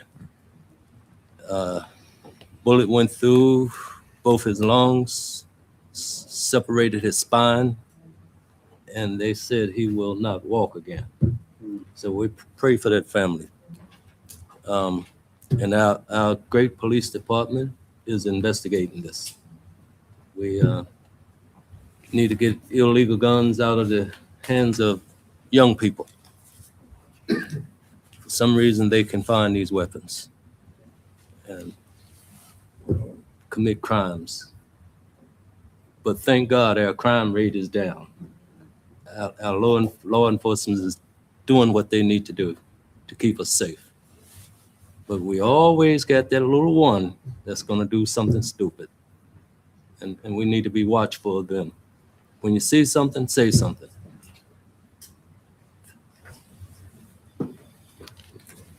Now we're moving to closed session. May I have a vote to go into closed session? I'll read it for the record, Yes. Mr. Mayor. Consideration of a closed meeting to discuss pursuing a condemnation proceeding to acquire small interest of a single property, Florida Avenue, to successfully complete the Florida Avenue pedestrian improvements project pursuant to section 2.2-3711A7 of the Code of Virginia 1950 as amended. Yes, ma'am. Thank you. So moved. Second. We're now in the closed session. I just need to take a vote really We quick. got a vote. Councilmember Okay. Friday? Yes. Councilmember Mischins? Yes. Councilmember Reed?